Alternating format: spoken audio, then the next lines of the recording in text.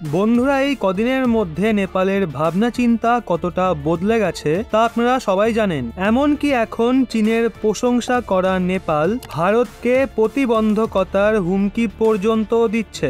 এমনকি তারা আমাদের অখণ্ড ভারতের মানচিত্র এবং ভারতের শাকসবজি ফলকেও নেপালে ব্যান করে দিয়েছে। আর এখন আদিপুরুষও নেপালে অফিসিয়ালি ব্যান হতে চলেছে। এখন আদিপুরুষের ব্যান হওয়াটা তাও মেনে নেওয়া যায়, কারণ ওই মুভিতে রামায়ণকে নিয়ে এমন ছেলে খেলা হয়েছে যেটা দেখে তো আমাদের এই বইটা ব্যান করতে ইচ্ছা করছে। চরিত্রগুলোর লুক, হনুমানের ডায়লগ, এই নিয়ে গোটা সোশ্যাল মিডিয়ায় হাসাহাসি হচ্ছে। কিন্তু নেপালে এই সিনেমাটা ব্যান করার মেন কারণ সীতাকে ডটার অফ ইন্ডিয়া বলে রিপ্রেজেন্ট করা, যেখানে সীতা আসলে নেপালের। এখন এই কারণের জন্যই নেপালে আদিপুরুষ ব্যান হচ্ছে। কিন্তু ভারতের সবকিছু ব্যান করার জন্য নেপাল এতই উৎসুক যে নেপালের তরফ থেকে বলা হয়েছে যতদিন না আদিপুরুষের এই সংলাপকে ঠিক করা হচ্ছে ততদিন কোনো ইন্ডিয়ান সিনেমাই নেপালের অনেক শহরে রিলিজ হবে না, ব্যান থাকবে। এটা কেমন সিদ্ধান্ত ভাই?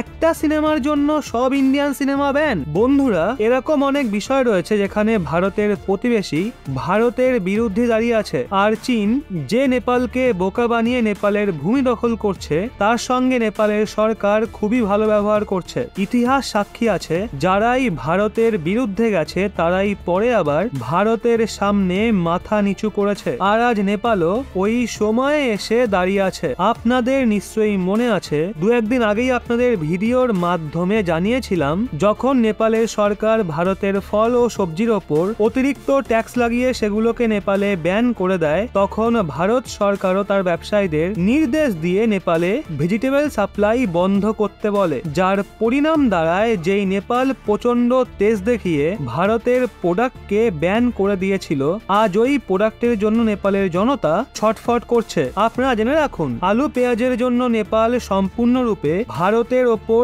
নির্ভরশীল, কারণ চীন থেকে আসা আলু পেঁয়াজ প্রত্যেকটা নেপালি অ্যাফোর্ড করতে পারে না। এর জন্য যবে থেকে ভারত বিগত 10 দিন ধরে আলু পেঁয়াজের সাপ্লাই বন্ধ করে দিয়েছে, তখন থেকে নেপালিদের খাবারে ঘাটতি এসছে। আর এখন তো তারা আরো ছটফট করবে, কারণ সবজির সাথে সাথে এখন নেপালিরা রুটির জন্য ছটফট করবে। যেভাবে নেপাল ভেজিটেবলের জন্য ভারতের ওপর নির্ভরশীল, ঠিক ওইভাবেই নেপাল গমও ভারতের থেকে আমদানি করে। রিপোর্ট অনুযায়ী নেপাল প্রতি মাসে 50,000 মেট্রিক টন গম ভারতের থেকে কেনে, যেখানে সারা বছর ধরে 7 লাখ মেট্রিক টন গম ভারত নেপালকে সাপ্লাই করে। আর এই গমের জন্য নেপালে 80% টাটা মিল নিজেদের ব্যবসা করতে পারে। কিন্তু বর্তমানে নেপাল যে পরিমাণে ভারতের সামগ্রী বহিষ্কার করছে তা দেখে এখন ভারত সরকারও নেপালকে দেওয়া গমের পরিমাণকে কমিয়ে দিচ্ছে। মানে প্রথমে যখন 50,000 মেট্রিক টন গম নেপালকে সাপ্লাই করা হতো, তখন ওই সংখ্যাকে কম করে শুধুমাত্র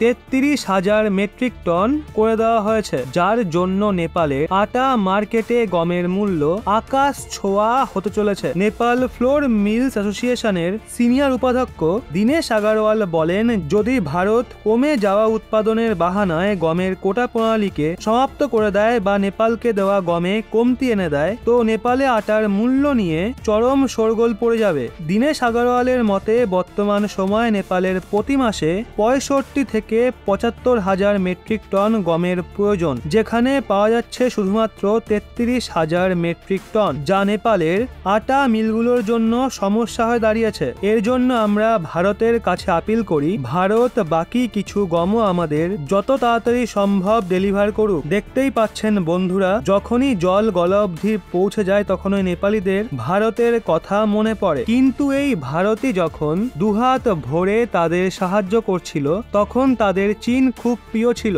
এখন বন্ধুরা, আপনারাই বলুন, আমাদের কি নেপালকে গম দেওয়া উচিত নাকি না? আর আদিপুরুষ দেখে আপনাদের ঠিক কেমন অনুভূতি হয়েছে সেটাও কমেন্টে জানাবেন।